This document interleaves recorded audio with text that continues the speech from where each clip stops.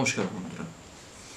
আজকের আমি শ্রীকৃষ্ণ বালগোপালকে নিয়ে আরও একটা গল্প বলছি।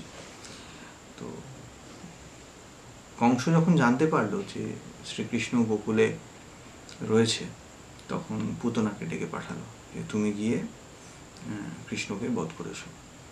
তো বললো ঠিক আছে, কোনো ব্যাপার না, আমি যাবো, গিয়ে বধ করে দেবো। বলছে কিন্তু কি করে করবে, তোমাকে তো এরকম কদাকার দেখতে। তো তখন পুতনা বললো তোমায় চিন্তা করতে হবে না, কারণ আমি নিজের রূপ বদলাতে পারি। বলে পুতনা নিজেকে অপরূপ এক মহিলার রূপ ধারণ করলো, করে 84 কোষ যে ব্রিজমণ্ডল বলা হয়, তো সেখানে যখন এলো, এসে এক এক করে কী করলো না, যারা ওই 10 দিনের মধ্যে যারা জন্মেছিল সমস্ত বাচ্চাকে এক এক করে নিজে কোলে নিত। দেখতে যেহেতু সুন্দর, সবাই মোহিত হয়ে যেত। তাদের বাচ্চাদেরকে কোলে নিতে চাইলে স্বাভাবিকভাবে এত সুন্দরী দেখতে তাকে তো কোলে দিত, সে নিজের দুগ্ধপান করাতো আর মারা যেত। এবং সেইভাবেই পুতনা ভেবে নিল যে এইভাবেই 10 দিনে যে বাচ্চারা জন্মেছে তাদের সমস্ত সবাইকে আমি বধ করে দেবো। বলে সে ঘুরতে ঘুরতে ঘুরতে ঘুরতে যখন পুতনা গোকুলে পৌঁছলো, তখন গোকুলে উৎসব হচ্ছে, কারণ শ্রীকৃষ্ণ জন্মেছে, সবাই পাগলের মতো নাচছে, নিজেদের জ্ঞান শূন্য হয়ে নাচার মতো।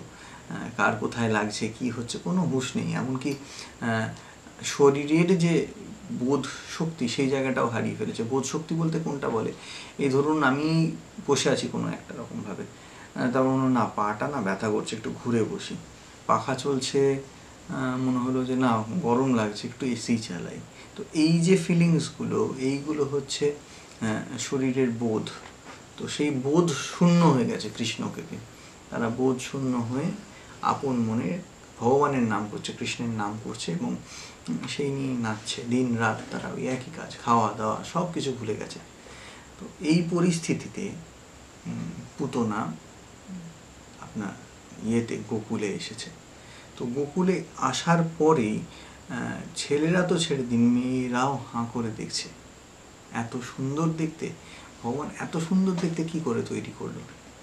তো এখানে আর একটা জিনিস আমি বলি, তো এই যে ভগবানের নাম করছিল, তার মধ্যে হঠাৎ করে সেটার থেকে বেরিয়ে অন্য জায়গায় চলে এলো, অন্য একটা চিন্তায় চলে এলো।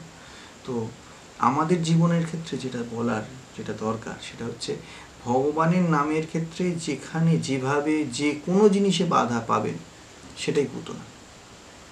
সেই পুতনাই আপনাকে ভগবানের থেকে দূরে পাঠাচ্ছে। এটা সবার আগে আমাদের মাথায় রাখতে হবে। যখন আমরা ভগবানের নাম করছি, তখন যদি কোনো কারণবশত কোনো কিছুর জন্য সেই নাম থেকে আমাদের বিরত হতে হয়, তাহলে সেটাই পুতনার কাজ করে। তো পুতনা এরকমভাবে আসছে, আস্তে আস্তে আস্তে আস্তে ভেতর যখন গোকুলের মধ্যে যাচ্ছে, যেতে যেতে কয়েকজন গোকুলবাসীকে জিজ্ঞেস করেছে সেখানকার যারা, যে আচ্ছা এই নন্দভবনটা কোথায়।